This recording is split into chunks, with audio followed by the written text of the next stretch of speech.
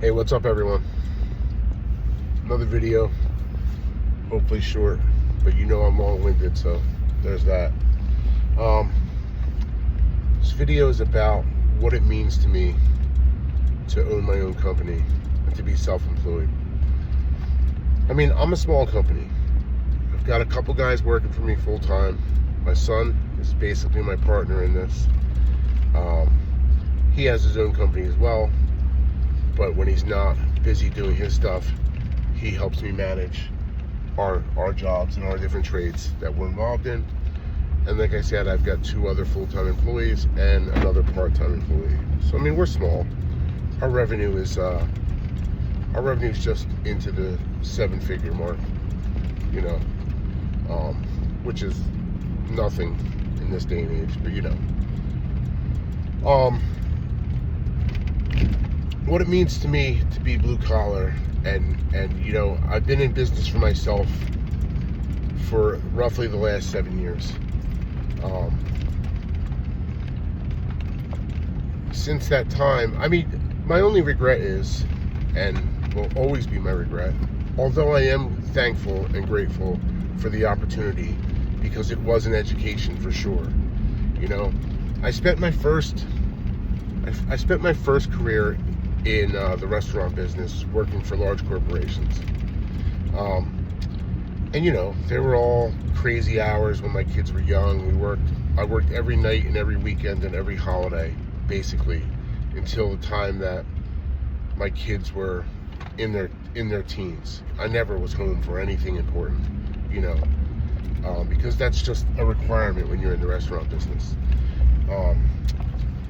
I once met the person who ran Brinker International. We had a conference when I was an executive chef in Dallas, Texas, and they flew us there to do this team building obstacle course thing, and I got to meet the man who was running the multi-billion-dollar Brinker International at the time. And you know, it was pretty neat, and he seemed pretty casual and down to earth, and whatnot. But the thing I realized in all the years that I did this for was I was never going to get wealthy or rich working for them.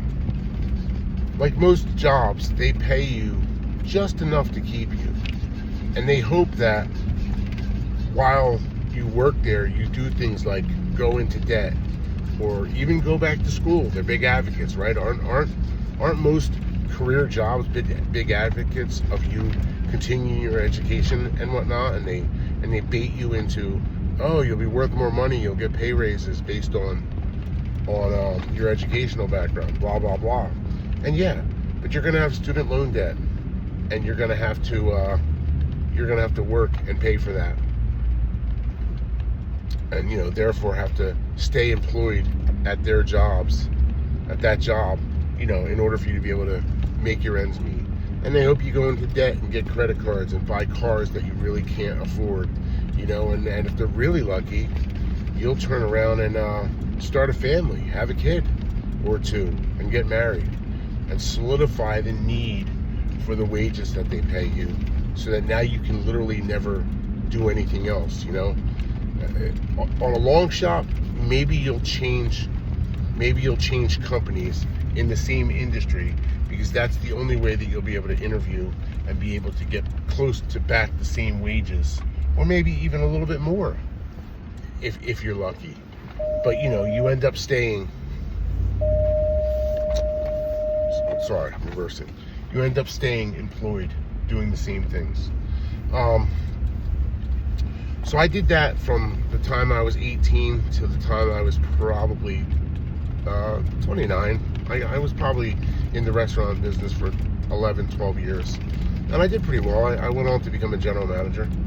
I was an executive chef, a general manager, blah, blah, blah. Long story short, burned a bridge, and that kind of ended my ability to advance within the company. And so I left the restaurant industry altogether and went into construction. At the time I started off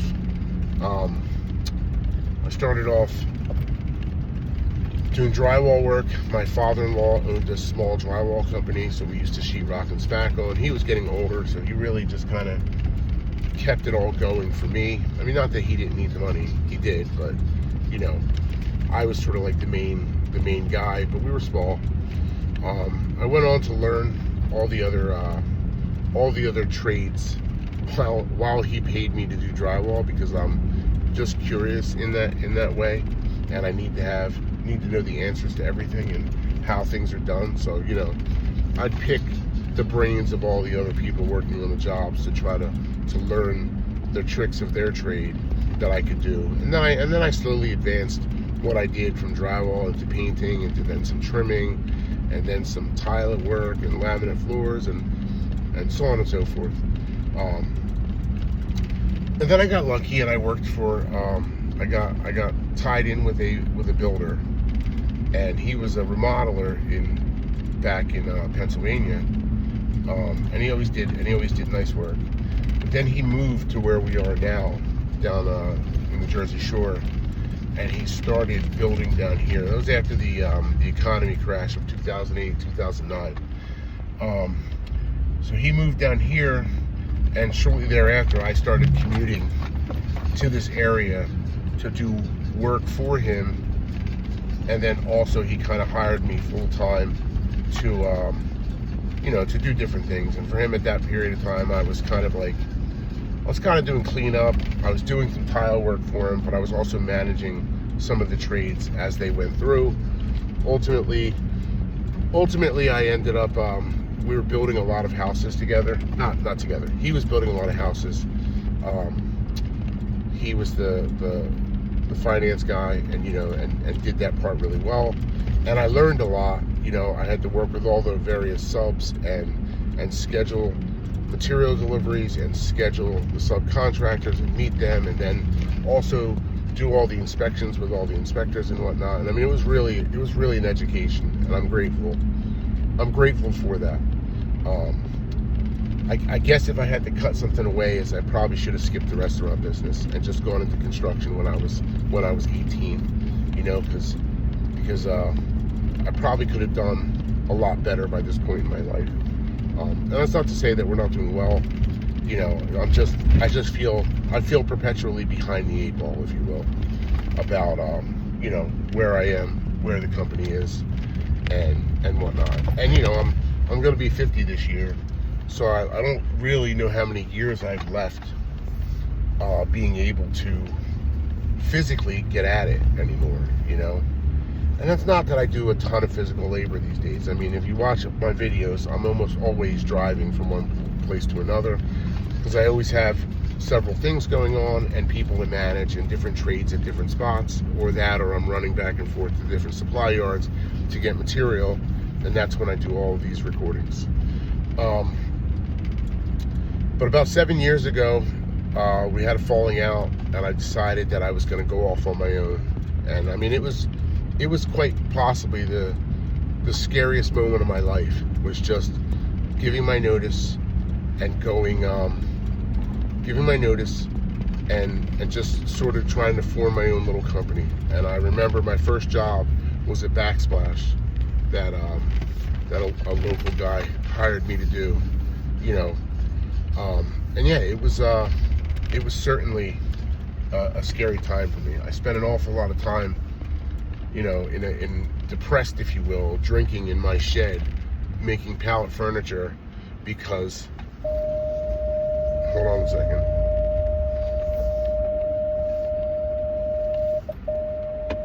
At the time, my side hustle was, we made pallet furniture and signs, like beachy shore signs, out of pallet wood.